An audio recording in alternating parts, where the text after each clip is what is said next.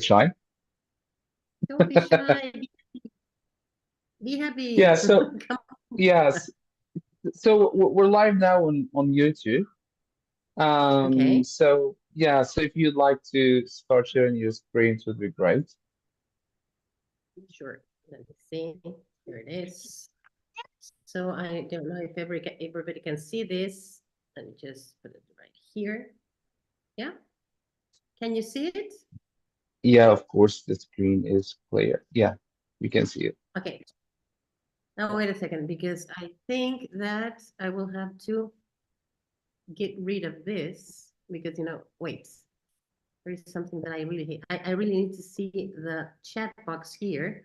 So I will just do it again. Let's see how it goes. Okay. Okay, Um, Ready? Yes. Can you see it? Yes, I'm sure that you can see it. sure. And now we just put it like this. And then again, now there's something this is something that happens to me. Okay, again. So I have the chat because the chat is very important for me to be opened. So let's see if we can do it like this. Oh, perfect. Yeah. Okay, cool. Okay. So la reunión. So we are in direct from YouTube, right? Or where? Yeah, sure. Yeah. Oops. Oh, wait a second. Now, what did I do? I don't know what I did. And then again, It's fine. I don't know what Yeah, it's fine. Okay. So what is it that you say? Are you able to see my screen? This Yeah, is not sure. my first. It seems that it's my first time in Zoom, but no, it's not You my know, first technical time. issues always happen in online Always. classes. Yeah, so it's Okay. fine. Yeah. Okay. Now we're So talking. Yeah. now we can see it. Yeah, now we can see it. Okay. Okay. So you tell me where I start if you wanted to begin. Yeah, Go sure, ahead. sure. Yeah. So Okay. hello How much? everyone again. Yeah, you can stay. Till 1 hour maybe. So yeah, the webinars are always from 45 minutes to 1 hour. So do whatever you like.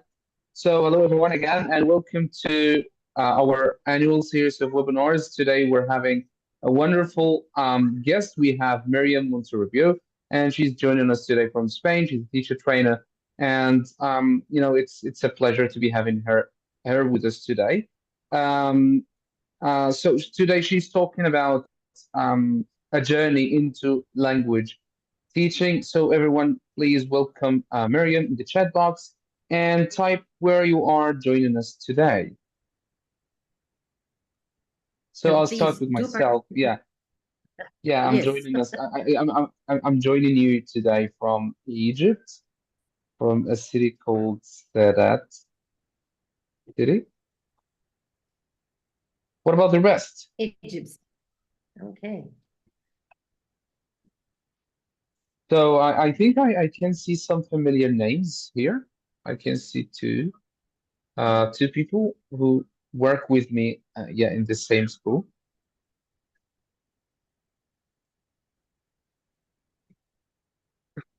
Maybe they are sleeping. No, no, okay, Egypt. Yeah, yeah, okay. Now, Ooh, now they have started to wake up.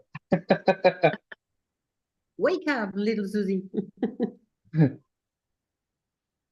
Egypt, Egypt. she Very said, yeah, good. good. Thanks, Sayed. Thank you, Al Shaima. So we have Shima, Al Shaima. If I don't Yeah. pronounce your names correctly, please forgive me. I ask Shayma Gamal. forgiveness beforehand. Yeah, Shayma Gamal and Shayma Gamal. Yeah, Shayma Gamal. Yeah, very difficult. I was yeah. saying Sudan, very good. Albania, Yeah. Europe, very Oh, good. you're, Valentina, yeah. an easy name for me. Yeah. Valentina. I think it's a Spanish name. Yes, Valentina is Spanish. Yeah. Yeah, Yep, and you we have pronounce it Manal. correctly. Thank Yeah. you. Okay, thank you. Egypt, Manal. Yeah. Now we're talking. Now it seems like Okay. it's that you were saying something, because otherwise, Oran, Egypt, Algeria, Algeria. yeah, good. Wow. Yeah, different people from different places, which is very good. So I think we're good to go now. I'll turn off my camera and microphone, and the floor is all yours. Okay? Okay. Thank you very Okay, much. great. So see you in 45 minutes. Yeah, okay, sure. Okay, very good. Okay, so welcome to for today's session. I know that you have had lots of sessions. I am the seventh, and so first of all, it's very. I am very honored to be here with you. I know that you are now in your very nice holidays, and in Ramadan. So congratulations. And well, today the first thing that I want to do is introduce myself. I think that maybe some of you, I would really, really like to know if some of you had attended on Nile TESOL to my talk. So it would be very nice if you say, yes, I have, or this is the first time that I'll be with you, or something like that. Because otherwise I will feel very, very lonely. Okay, yes, thank you. So so I'm very happy to not see you, but see that you have been in my talks before. So I want to introduce myself. My name is Myriam Monterrubio, and I have been a teacher for many, many years now. This year I will be celebrating my 44th anniversary as a teacher. And some every single year and every single day, I keep on learning with all my students. Look, these are some of my students. Where I have students in Chile. I have students here in Mexico, and other ones in the northern part of Mexico. So and now I'm working here in Spain. I am coordinating 35 schools to go to bilingualism, because you know that learning English or learning a foreign language is very, very important. So this is exactly what I'm doing right now here in Spain. I am Mexican, and yeah, I've been living in Spain for 4 years now. Okay. And so let's start from the very beginning, as the sound of music says, right? It's a very good place to start. And the first thing is, every time that I speak to teachers, speaking and well, not speaking, but teaching English to young learners, or old learners, it doesn't matter the age of our learners. Every time that I speak to these teachers, there's always, like something in our minds that sometimes we think that we're teaching for the very first time, the very first day at school. And I don't know why we think that at the end of the day, our students are going to be able to speak whatever we taught that day. Well, it doesn't work like that, and we know. What I want you to, I'm going to explain how the session is going to be.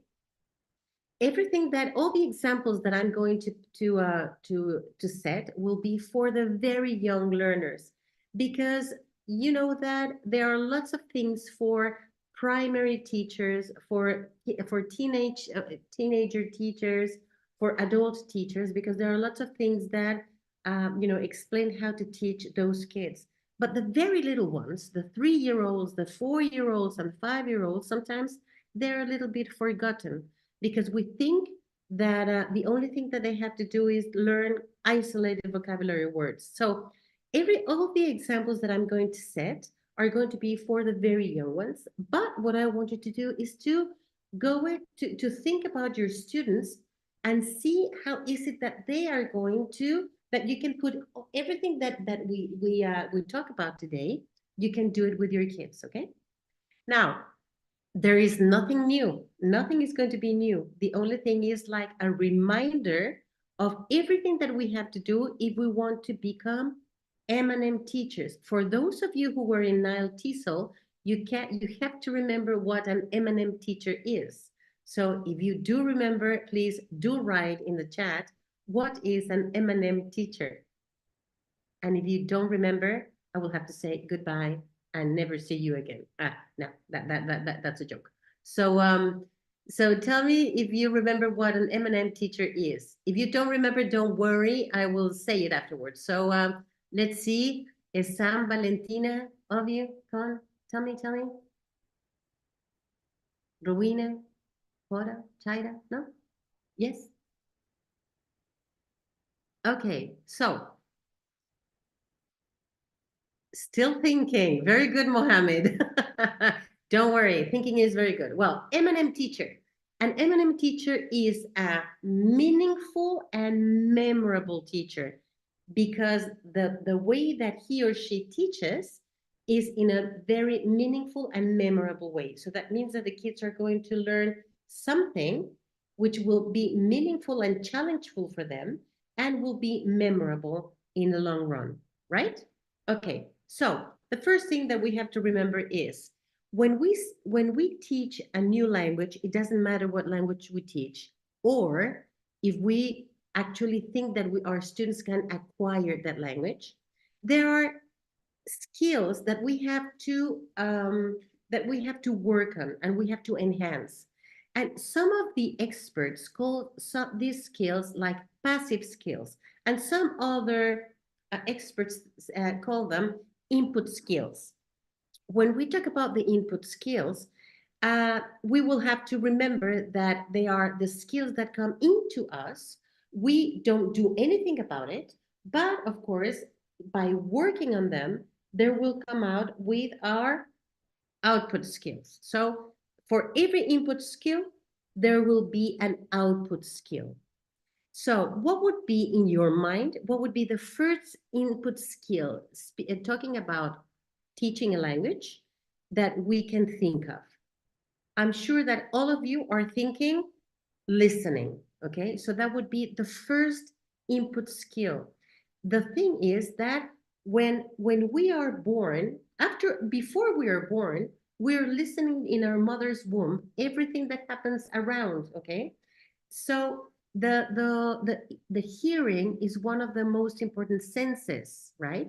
So when we are out in the world, everybody talks to us, and there are lots of noises and sounds and voices around us, right? So the listening skill is an input skill, and of course we want from that listening skill, we will develop the speaking skill, which is the output.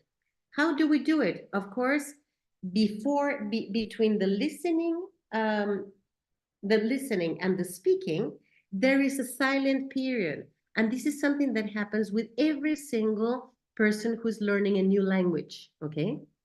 Or acquiring a new language. This silent period refers to, I am listening to you, I am understanding everything that you're saying, or almost everything, because there is a context that is going to put everything together. And little by little, I am going to be able to speak it, right?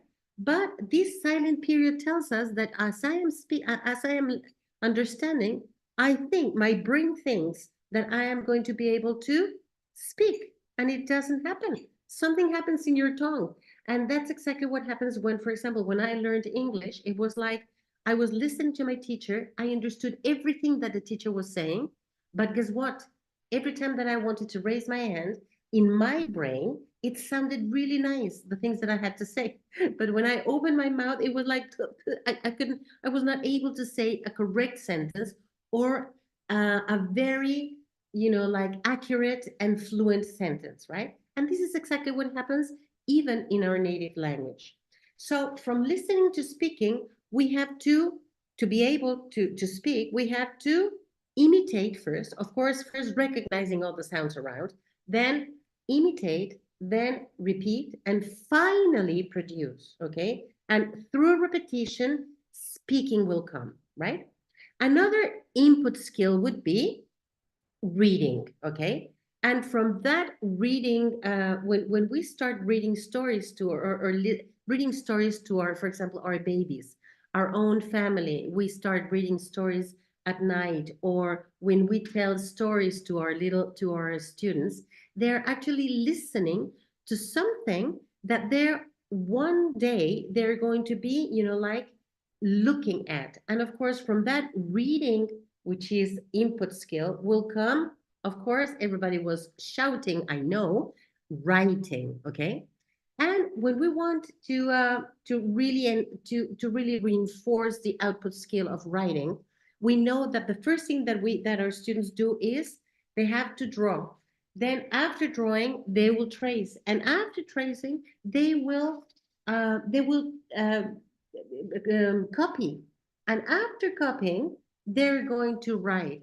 Now, for you, it's totally different because your language is written from right to left, and in English, it's from left to right. So there are lots of things that we have to teach our students to be able to understand that they're not going to read starting on the right and finishing on the left, and they will have to read all the way around, right? So there are lots of abilities and skills that they have to come up with, right? So of course, the drawing first, like the lines, if it's for everything that when we start writing, it's from up to down and then left to right. It all depends if you're teaching cursive writing or script, okay? And of course, when we do this, we think that from the input skill of listening, our kids are going to be able to speak one day. We don't know what day, but one day they will be able to speak. For example, here in Spain, English lessons are given during the week, 2 hours and a half. And we have 176 days of coming to school, right? So that means that our students are exposed to the language for 92 hours a school year from September to June. So something that we have to bear in mind is that there are lots of things that the kids will have to listen to repeat until finally they will be able to come up with controlled production. But this controlled production has to come again with repetition, repetition, repetition. And from that controlled production, with the context that we create in the class, of course, our students are going to have spontaneous production, okay? This spontaneous production, sometimes we think that has to be very long sentences or excellent paragraphs, right? Well, no. When we talk about spontaneous production, it's, for example, and I will have to make the example in Spanish, right? For example, if the kid comes with a red apple for lunch, the kid will say, "Mira, traje una apple red." Okay, they're not saying red apple because in Spanish we have the adjective after the noun, and in English is the adjective goes before the noun. So the kids spontaneously, as they know red and they know apple, they're going to put it together, like thinking about their own language and say, apple red, right? That would be a spontaneous production. Now, is it correct? No. But little by little, the kids will do it, okay?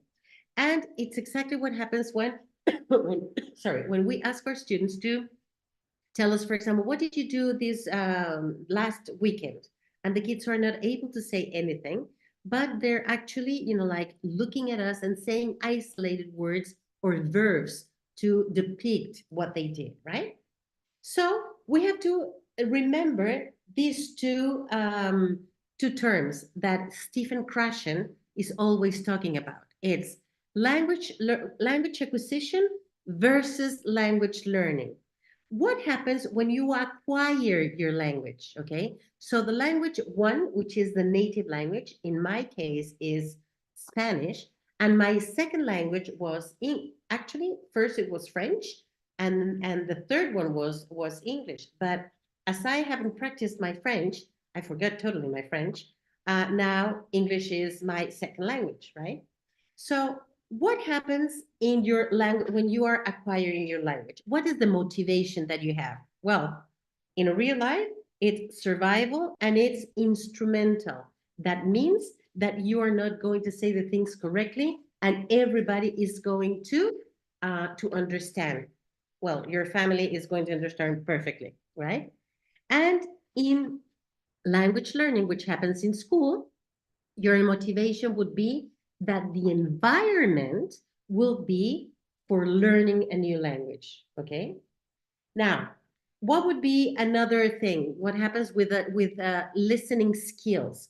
When you are at home, the listening skills are always developed because everybody is going to talk to you, right? And what happens in school? In school, it's limited because it's very limited time to use the four skills. Okay, and for the very young, the two skills which are very, very important are speaking and listening. And something that, please don't hate me for this, because I went to Jordan last March, in the 1st of March, and I went to Jordan, and it was really nice because I was able to go and visit one school, and I gave a class to little kids, 5-year-olds, and it was really, really nice. But something that I was looking at with listening and talking with the teachers is that sometimes the teachers are very keen on teaching English. They think that teaching English is teaching grammar, grammar, grammar, grammar. And it's not like that. If you're teaching grammar, then your kids will talk about the language, but they will never talk in that language. Okay. So, and when you are acquiring your language, of course, there are no learning preferences are considered, right? So because I mean, one day you're going to a park, one day you're going to the supermarket, you're at home, you have visitors, you go to grandmas, to grandpas. So there's no learning, like syllabus, right? And what happens at school? You have a syllabus, you have a book, or you have like a program that you have to fulfill so that your kids are able to produce the language correctly, right? So, and at home, you're not going to prepare a lesson plan for grandmother saying, well, your granddaughter is going to learn today parts of the kitchen, like tools in the kitchen. So please don't talk about anything else but just the tools in the kitchen. I mean, it doesn't happen. So the in at home, we can actually speak in every single grammar function. And in language learning, of course, what we do is we have to teach grammar functions from the easiest to the most difficult, right? According to the syllabus. And of course, at home, it's by trial and error. It doesn't matter. And of course, everybody is going to listen to you. Everybody is going to correct you in a very nice way. Your aunts, your uncles, your daddy, your mommy, everybody's correcting you because you sound really nice speaking in your language, right? At school, what happens is that we have little experimentation. Our kids, we have many students, so there is going to be little time for us to give them, all these experience, right? At home or in language acquisition, informal situations are everywhere, whereas in at school, we have situations within an environment, of course, invented by the teacher and because of the books or because of the program that you're fulfilling, right? Um, and then again, at home, real communication, and of course at school, limited period of time. Spontaneous language is prompted because we have to teach our students how to speak the language. And of course, this is the most important. At home, when you are acquiring a language, you have many teachers around you, and you are only one student. And at school, when you're learning the new language, there are many students and only one teacher. And something that I will repeat, that I will be repeating every single time that you see me anywhere, at any whether it's a webinar or when I go to your classes or go to your countries, I will always talk about this. When the teacher is, of course, very heartful teachers, wholehearted teachers that really want their students to learn any language, there are two questions that like impact teachers make. Okay, the first question is, what do I want my students to learn today? Okay. It's not what topic I'm going to teach. It's like, what is it that I want my students to learn today? For example, the very little ones. I want my students to learn to say hello and goodbye. So I want them to understand and be very clear that whenever I go into the classroom, they say hello, good morning, hi. Okay, well, it sounds like my song for those of you who know me. Hello, good morning, hi. Okay, so but what happens when the teacher leaves the room? The kids are not going to say hello, good morning, hi. The kids will have to say goodbye. So in my head, it's like very short, um, a very tiny thing that I want my students to learn, but very powerful. Because I know that tomorrow, when I come into the classroom, the kids will say, good morning, teacher. And when I go out, they will say, goodbye, teacher. Okay. So that's the first question. Once you have that first question, there are lots of questions in between. It's like, okay, now that I know what I want my students to learn, then I will actually plan how I'm going to do it, right? But the second question, which is very important, is now that my students learned this, the second question, which in my case, in my personal opinion, is the most important, is what do I want my students to produce? Do I want my students to produce, hi, teacher, hi, Miss Miriam, hi, Mrs. Monterrubio, hi, what is it that I want them to say? So this question is one of the most important. Very simple, but very difficult to understand, right? So, for example, in preschool, before they go to primary, we have lots of things. There are in every single countries in every single country in the world. I've been to many places now. I've been in America, I've been in Europe, I've been in Africa now. So there, these are the typical topics that we teach because this is exactly what the kid is surrounded. The first is like me and everything that goes around. So the first thing is school. So what is it that I have to say when I see the table? Or what is it that I have to say? Can I have a pencil? So my school, my clothes, my toys, food, my family. As you can see here, it's my family, my body, my colors, animals. So there are lots of things that are related to you, right? So that's the first thing that we have to understand, that when we are teaching our kids, there are topics that will be repeated every single year, right?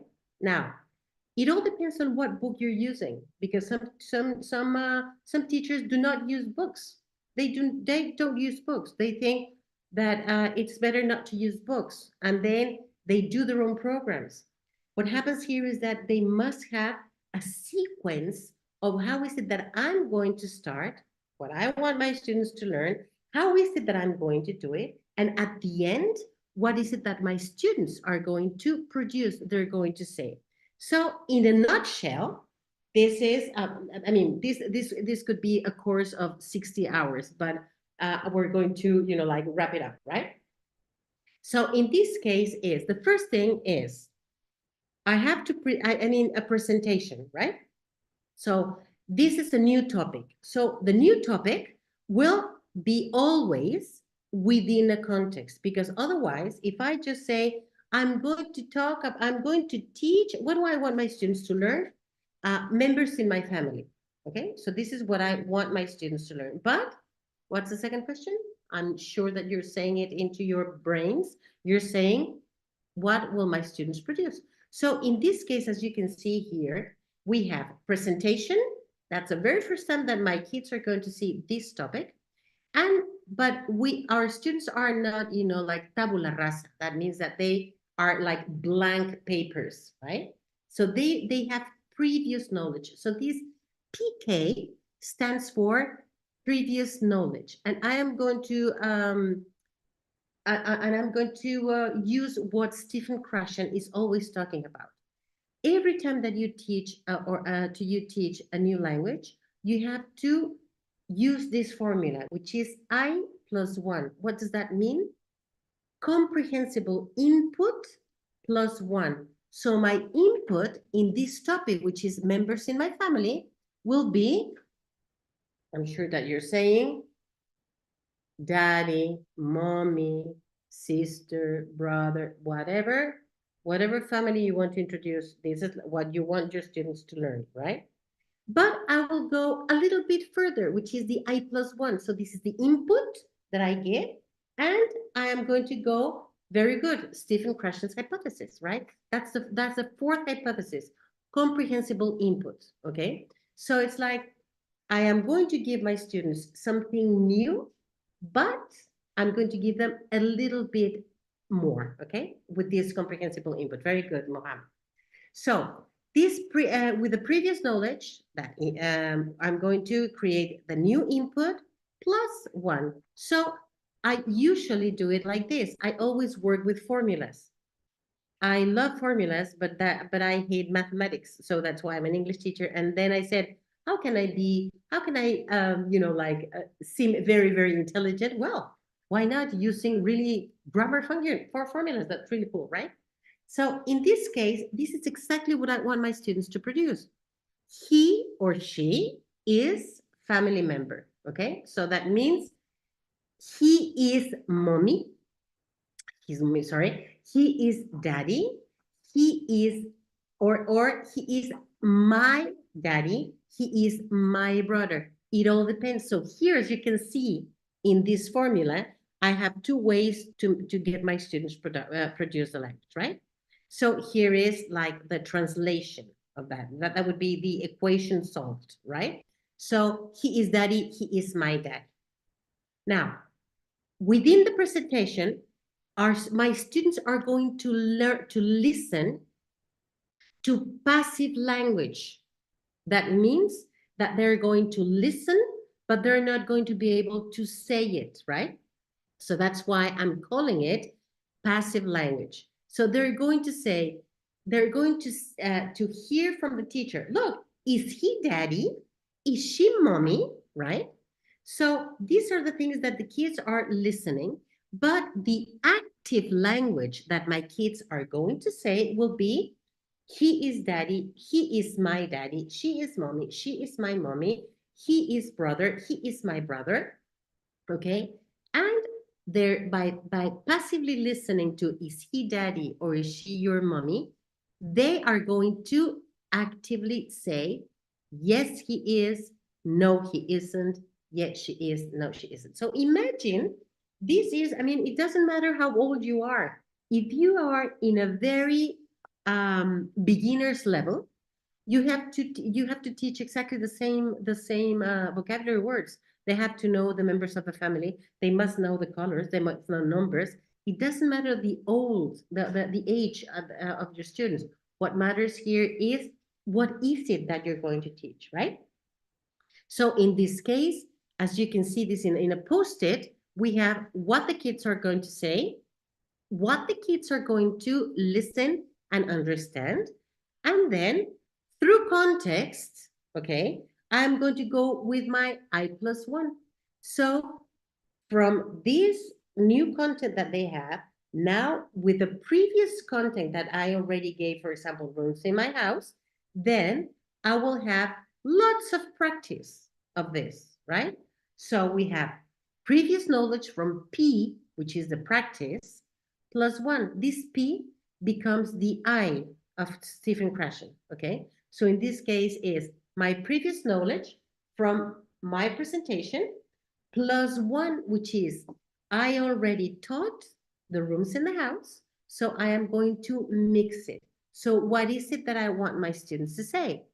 The family member is in plus room in the house, and then the translation or the equation solved would be mommy is in the living room, sister is in the bath. Okay. What would be the passive language? Where is mommy? Is mommy in the living room?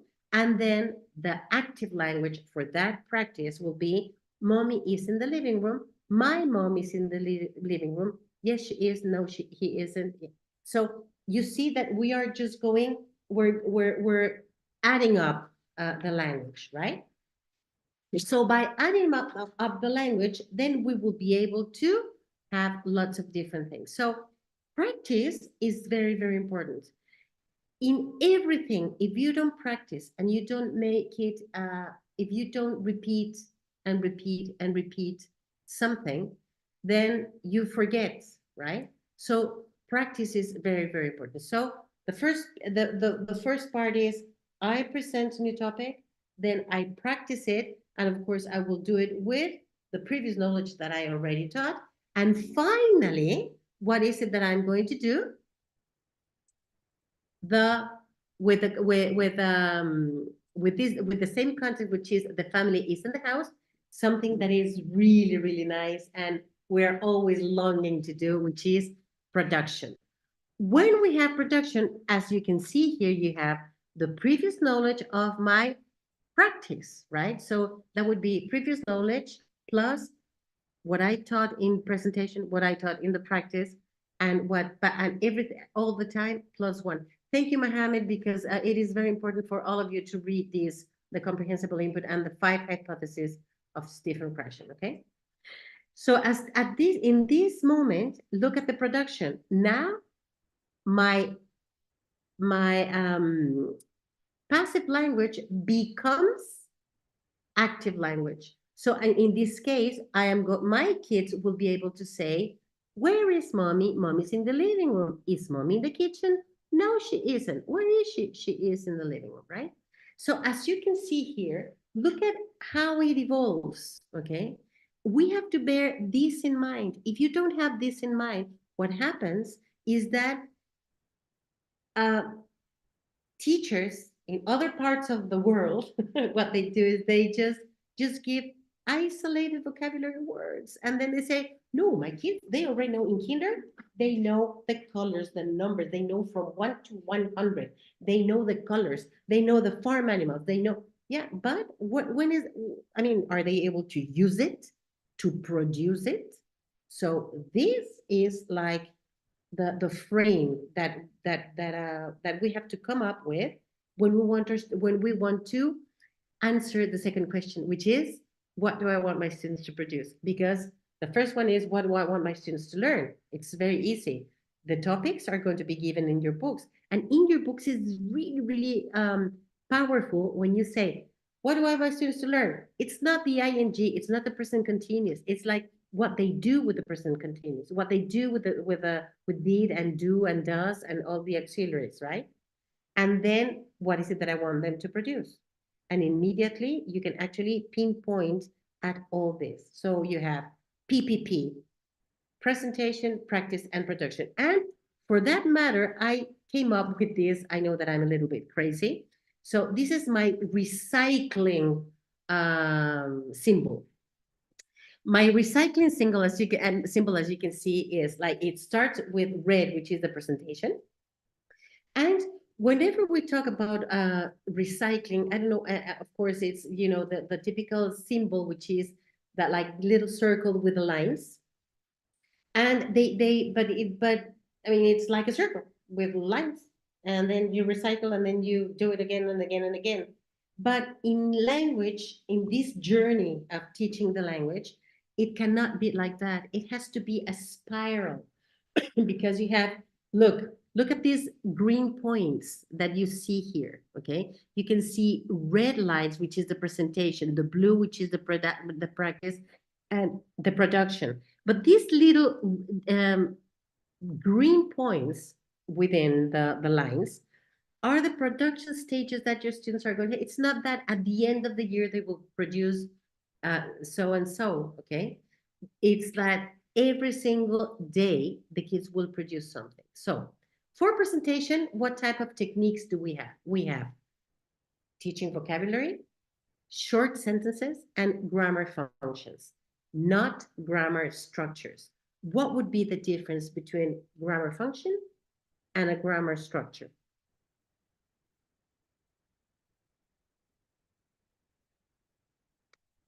It's not a very easy, well, actually, it's an easy answer.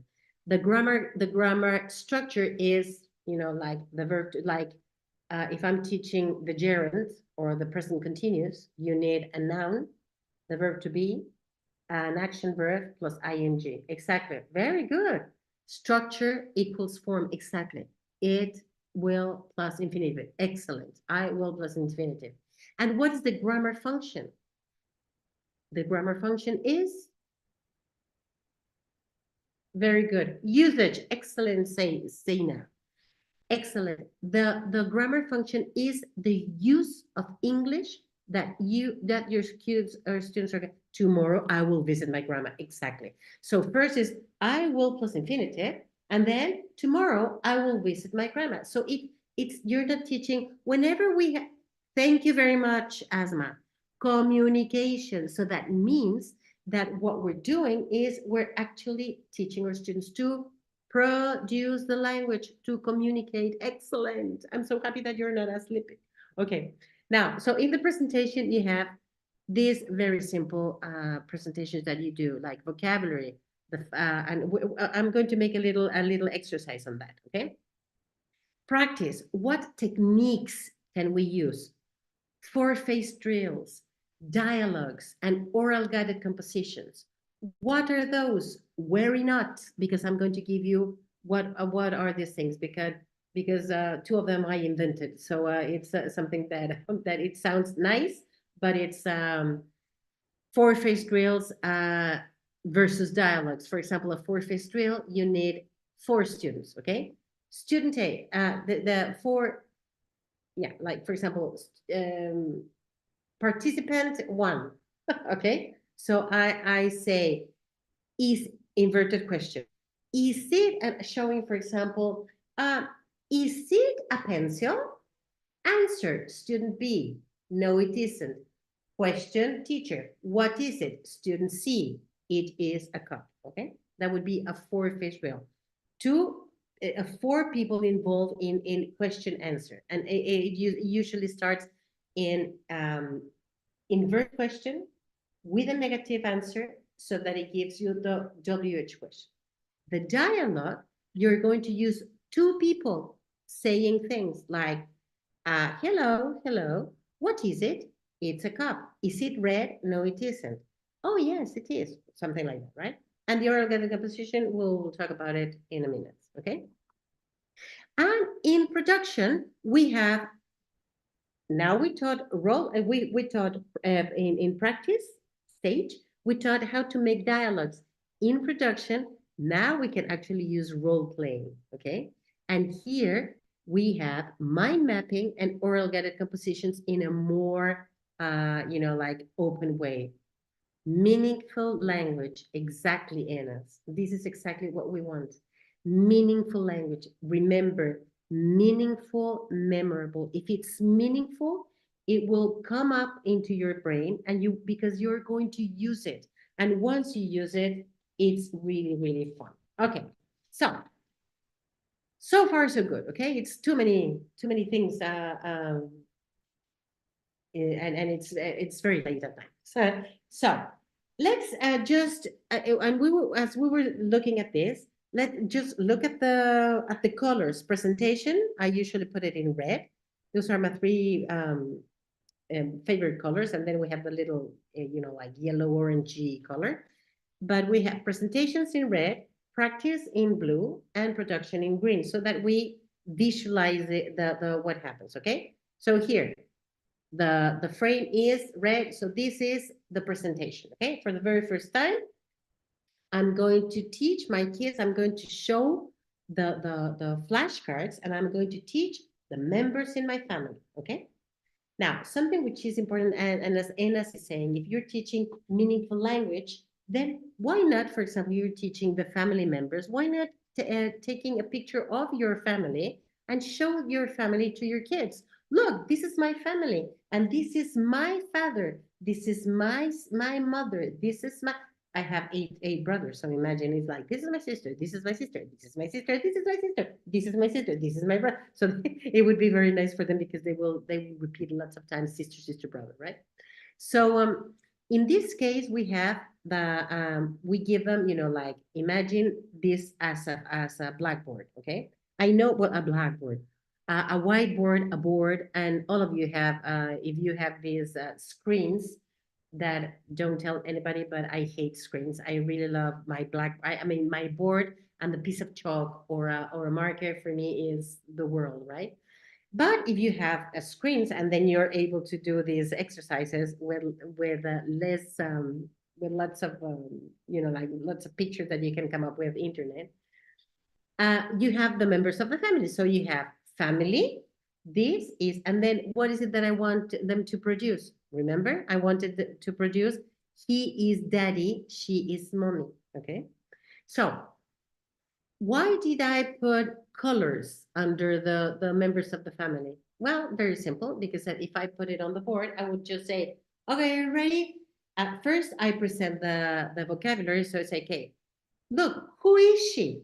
I will never say with a flashcard, I would never say, look, she is mommy, repeat. She is mommy, repeat. What I want my students to do, and I want really to know whether my students know the word in English, because they might know it. So say, okay, who is she? Who do you think she is? This is I+1. They don't know, who do you think she is? No, she is, and you're pointing at a picture of a lady. They would say, señora, or, sorry, a lady, a mother. Oh, very good. So she is mommy. And then, of course, you make your students repeat, repeat, repeat. Repetition is very important. And that's why this is really cool. Because if I give you the colors, I would say, okay, are you ready? So orange, who is he? So they will have to say, he is brother. Very good. Yellow, who is she? She is a sister. Blue, who is he? He is father, right? Another very nice activity is when you bring, for presentation, you bring a ball into the class. And then you say, okay, look at every time that the ball bounces, you have to repeat the word. Okay. So you at home or wherever you are, you're going to do it. Ready? So are you ready? Look, daddy, 1, 2, 3. Mommy, mommy, mommy, mommy, mommy, mommy. Ah, okay. So how many times did they repeat mommy? Okay, now let's see. Daddy, daddy, daddy, daddy, daddy, daddy. Woo. And maybe they can say, he is daddy or daddy, dad. It all depends on what you want your students to produce. Now, what about this one? Ready? Sister, sister, sister. Yes. And the last one, brother, brother, brother, brother, brother, brother, brother, brother. Okay. So, as we know that repetition is very important, we can do this, and this is really fun. You can do this very, very simple using. If you're using a Mac, you can use it in Keynote, and when you give them the animations, you do this is a bouncing effect. And if you're using PowerPoint, there must be a bouncing effect. So you can actually play with that. Or if you really get to your class with a real ball and then you do it, this is much more fun. Okay. After they already know very beautifully that, now look, the color again, red. So they are actually saying the parts of the house. Okay, so they know what is it that I want my students to produce here. Maybe it's the bathroom, or this is the bathroom, or the bathroom. It all depends on what you want them to say. Okay, so you have the parts of the house, and then you have people in the parts of the house. Remember what we wanted when they uh when when um when I showed you, the production. It's like mommy is in the bedroom, daddy is in the kitchen, etc. Right? Okay.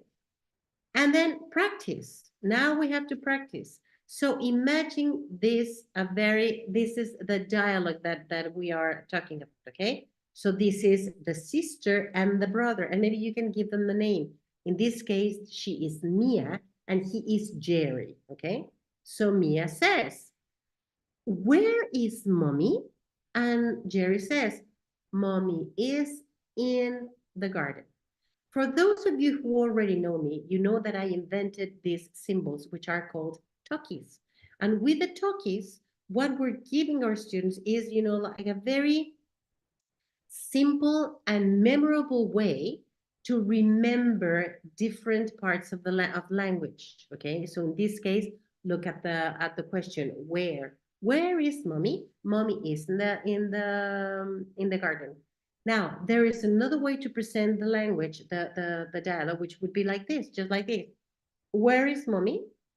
And then mommy is in the bathroom, in the bathroom, in the garden. Okay. So, but it has to be very visual. If we just actually give this type of exercises to our kids, the kids will, after actually learning and practicing the dialogue, then they will be able to role play. And then, and only then, will they be able to produce the language on their own. And then afterwards, then you can play with what we did in Nile Teasel with a mind map, okay? And this is very simple. The only thing that the things that kids have to do is choose one single object of each cloud, and they will have a perfect sentence. So in this case, it says, this is my family. And then I choose, mommy is in the living room. And then I put mommy into the living room, okay? And then we have the beautiful thing, which is called oral guided composition. Imagine this. This is really cool. Okay. I would really love to be here with you presently, so that we can actually do it. Now, look at my frame. My frame now is blue and green. Okay. That means that the kids are going to be practicing, but it's more production than practicing. Okay. So in this case, uh, following exactly the same technique as eliciting the words, and little by little giving them an oral guided composition, meaning that I'm going to give you isolated sentences that were used in isolation, but now all these sentences that you gave will come up with a little composition, okay? And this is the composition. Today is a sunny day. And then you make your students repeat, today is a sunny day. Shh. The full stop. Okay. So imagine in your class saying, with only one son, listen, today is a sunny day. Shh. Everybody repeat, today is a sunny day. Shh. And one more time. So as many times that you can actually pinpoint your students. Okay. Look, who can tell me? Your kids are going to say, the family is at home.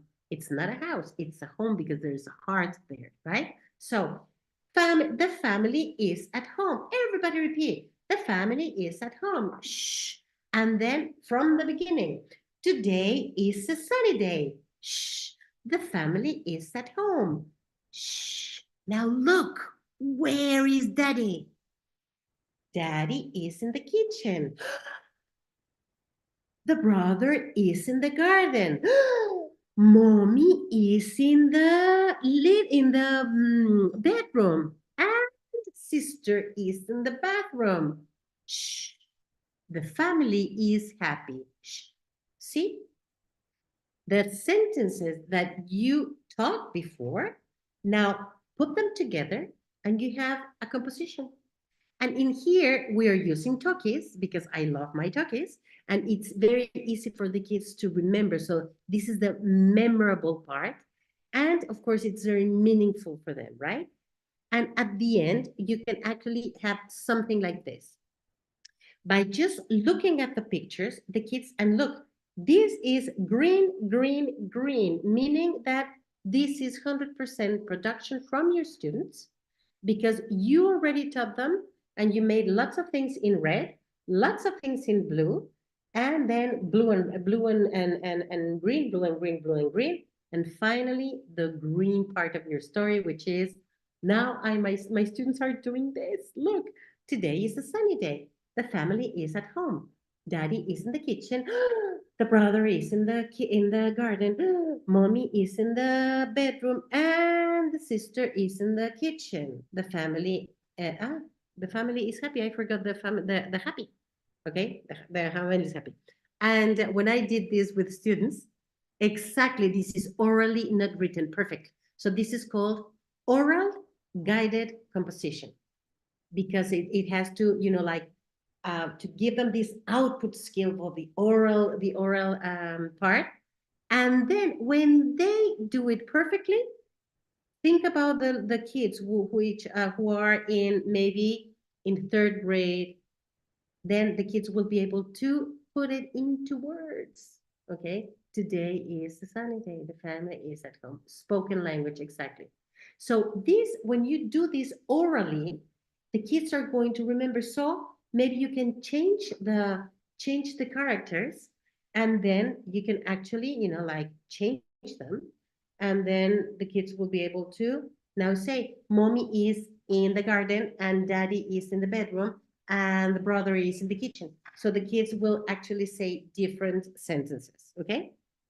So finally, the kids will be able to come up with a spoken language. Okay. As you could see, there is like a bridge from presentation to production, from what do I want my students to learn to what do I want my students to produce. Okay. So, as you can see, as language teachers, we are explorers sailing through the vast ocean of knowledge, guiding our students to discover the hidden treasures of communication. Okay. Why do you put comma and full stop? Here, because you have for every sentence, so that they can actually add to each photo. I mean, because it's like the father is in the, because I'm saying the thing. Today is a sunny day. The family is at home. Shh. Daddy is in the kitchen. The brother is in the living room. Now I could do it with full stops, okay?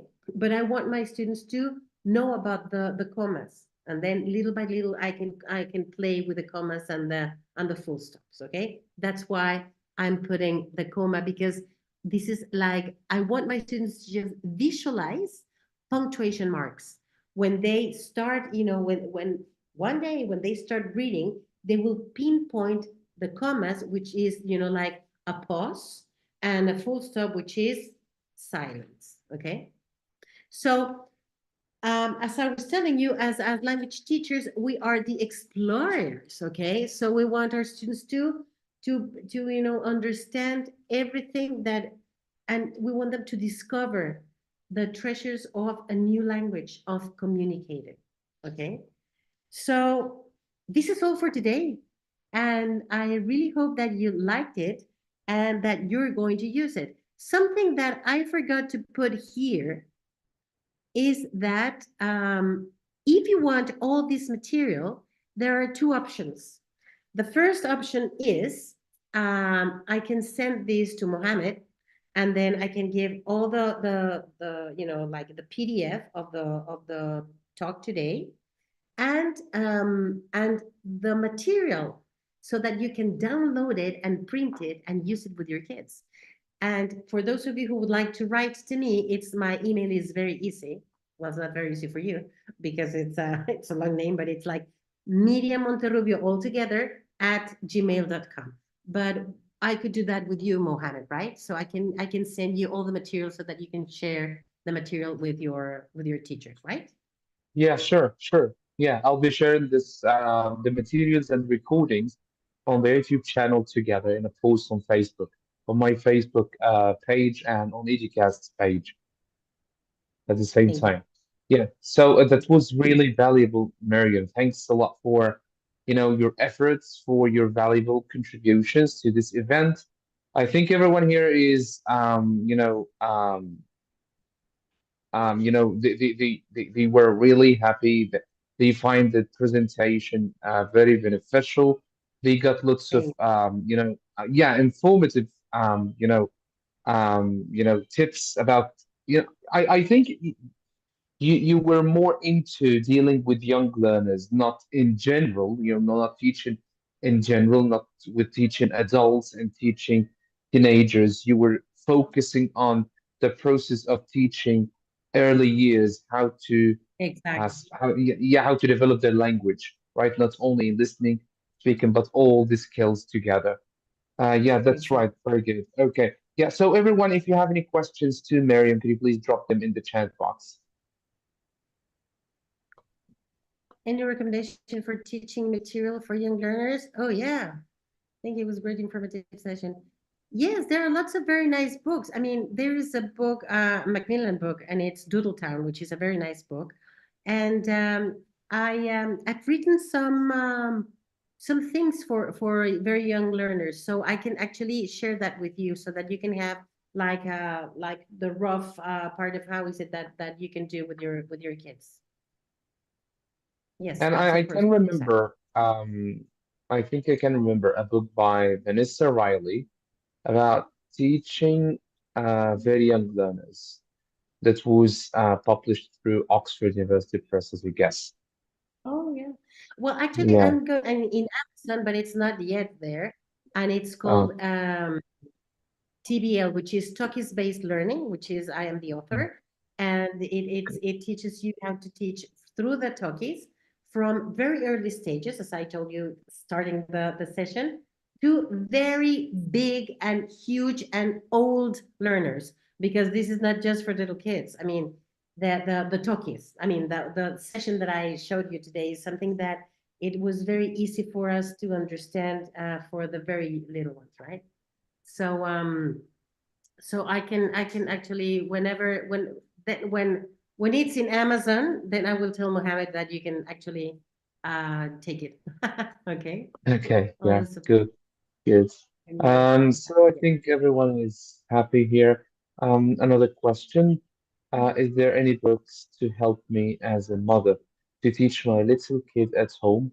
She's 2 years old, 2.5 years old. To teach English to your little kid. Yeah, yeah. Oh, ooh, I can show I can share with you. I can share with you the guide that I made for the very little ones with lots of material, because what I did was, like I have all the units. So if you teach the animals, for example, then you have Mhm. all the animals to be taught, and then you can print them. You cannot. I mean, you can actually just print them and use it, because I drew them. So there's no problem. So Yeah. I can you can actually use it with your kids. So I can share that with you, Mohammed, so that you can, Okay. like share That's with good. everybody. Uh-huh. Yeah, Yeah. very good. Yeah, so yes, it's a very big problem because I myself, have the same issue. I have two children, and they are the oldest one is Yusuf, and he's 5 years old, and the other one is Maria, and she's 3.5 or 4 years old. So yes, I'm used to teaching adults.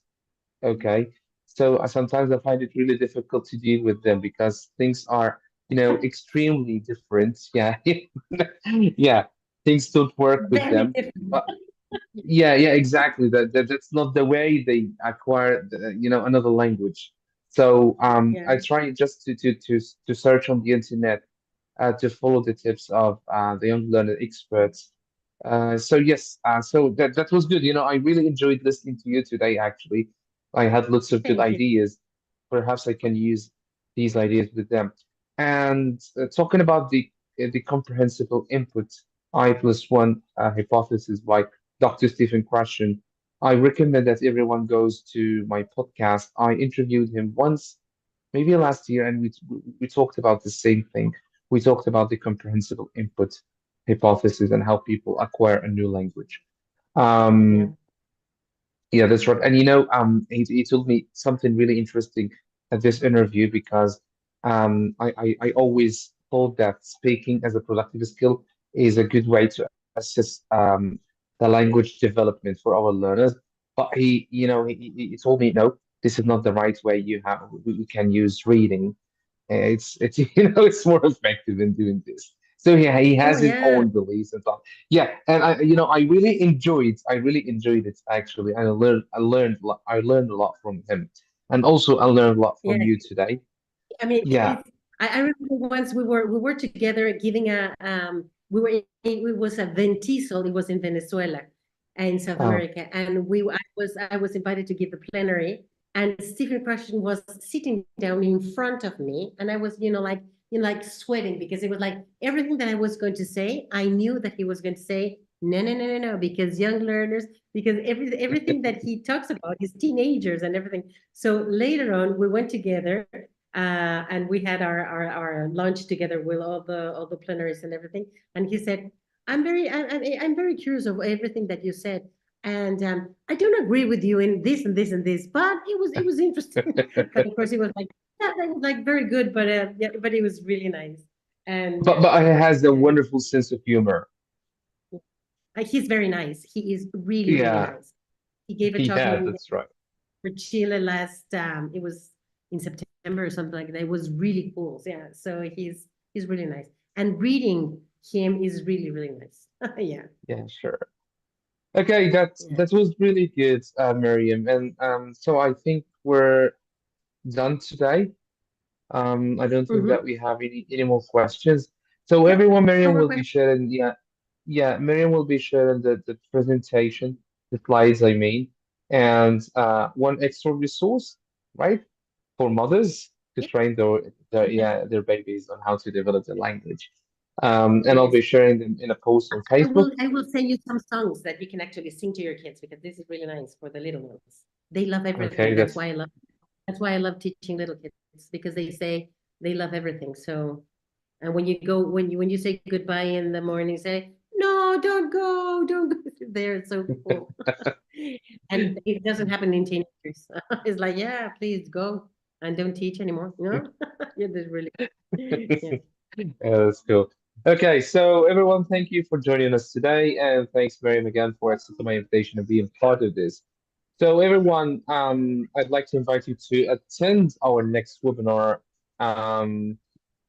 with Said Rashad, Mr. Said Rashad from Egypt. He'll be talking about strategies for error correction, and this will be next Sunday on the first Sunday, the 31st of March at 9 p.m. Cairo time. Yeah, that's right. Very good. So see you. Looking forward to seeing you on Sunday. And if you look in the chat box, you will see Miriam's email address. You can contact her. She loves sharing. And I love sharing. I rec Everything that you yeah, say, I'm gonna say yes. Do you have songs for I that? Yes, I do. I recommend that you attend any of her talks, either online and on site, because she really spreads the positive energy where she is. Yeah, Oh, really. thank you. Thank Yeah, you, Mohammed. my Thank you very much. pleasure. I My enjoy it pleasure. very much. Okay. Thank you. So, everyone, thank you for joining us today and see you next Sunday. Good Goodbye. night. Good Good night. night. Thank you, Mohammed. Bye bye. Thank you.